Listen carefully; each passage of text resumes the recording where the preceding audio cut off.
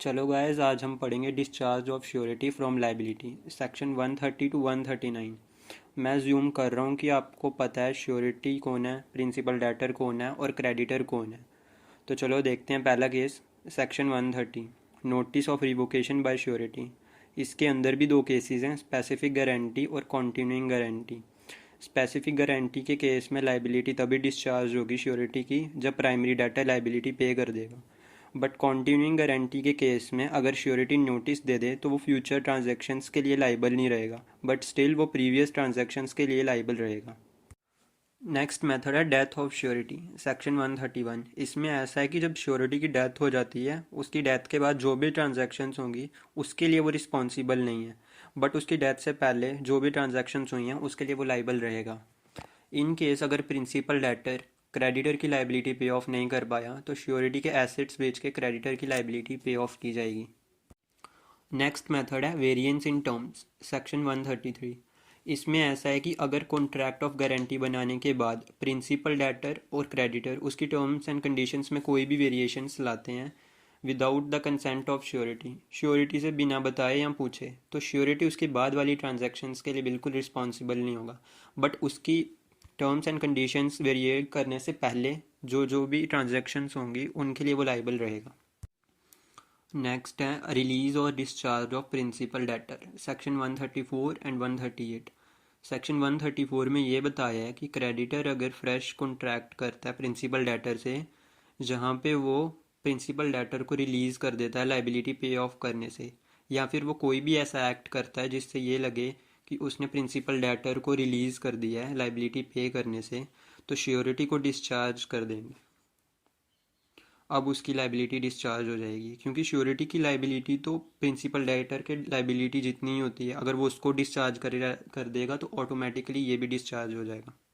Section 138 में ये बताया है अगर श्योरिटी एक से ज़्यादा है और क्रेडिटर उनमें से किसी एक को रिलीज़ कर देता है या फिर एक से ज़्यादा को भी रिलीज़ कर देता है, तो इसका ये मतलब नहीं है कि वो सारे रिलीज़ हो गए। रिलीज़ बस वही होंगे जो जिसको क्रेडिटर ने रिलीज़ किया, बाकी रिस्पॉन्सिबल रहेंगे लाइबिलिटी पे ऑफ करने के लिए। बट जो रिलीज़ हो गए हैं उनकी क्रेडिटर्स के प्रति तो लाइबिलिटी डिस्चार्ज हो गई है, बट जो को श्योरिटीज़ हैं इनके प्रति नहीं हुई। तो चलो अब आते हैं नेक्स्ट पे, composition with principal debtor, section 135। आपको बता दूं कि कॉम्पोजिशन का ये मतलब होता है एक नया agreement between creditor and principal debtor, जहां क्रेडिटर ओरिजिनल अमाउंट से कम अमाउंट लेने के लिए अग्री कर जाता है। तो इस मेथड में ये बताया कि अगर क्रेडिटर कॉम्पोजिशन कर लेता है डेटर से, वो भी बिना बताए श्योरिटी को, तो श्योरिटी की लाइबिलिटी डिस्चार्ज हो जाएंगी। अब नेक्स्ट है not to sue the principal debtor, section 135। इसमें यह बताया है कि श्योरिटी डिस्चार्ज हो जाएगा अगर क्रेडिटर श्योरिटी को बिना बताए, बिना उसके कंसेंट से ये कॉन्ट्रैक्ट कर लेता है प्रिंसिपल डेटर से कि अगर वो लाइबिलिटी नहीं भी पे कर पाया तो वो उसको सू नहीं करेगा कोर्ट में। चलो अब नेक्स्ट है सेक्शन 135 का पॉइंट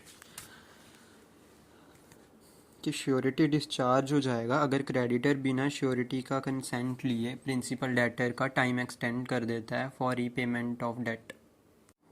नाउ सेक्शन 136, इसमें यह बताया है कि अगर क्रेडिटर रीपेमेंट का टाइम एक्सटेंड कर देता है बट थर्ड पर्सन के थ्रू, वो डायरेक्टली प्रिंसिपल डेटर के पास नहीं जाता है, थर्ड पर्सन के थ्रू अगर वो टाइम एक्सटेंड कर देता है, तो इस केस में श्योरिटी डिस्चार्ज नहीं होगा, उसकी लाइबिलिटी रहेगी।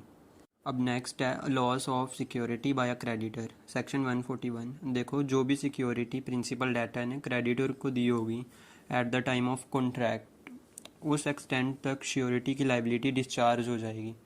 अब अगर उन्होंने कॉन्ट्रैक्ट किया है 1 लाख का और सिक्योरिटी दी है 50,000 की और वो लास्ट में प्रिंसिपल डेटर पे नहीं कर पाता है, तो श्योरिटी की जो लाइबिलिटी है वो 50,000 डिस्चार्ज हो जाएगी, बस 50,000 ही उसे और पे करना पड़ेगा फुल लाइबिलिटी डिस्चार्ज करने के लिए। अब नेक्स्ट है सेक्शन 139। इसमें ऐसा है कि क्रेडिटर का कुछ कंडक्ट होना चाहिए या फिर वो कुछ ऐसा एक्ट करे या फिर एक्ट ना करे जिससे श्योरिटी की रेमेडी फोकस में आए या फिर जिससे श्योरिटी के जो राइट्स हैं उसमें प्रॉब्लम आए, तब श्योरिटी डिस्चार्ज हो जाता है। तो चलिए बस इस वीडियो में इतना ही था, मिलेंगे आपसे नेक्स्ट वीडियो में।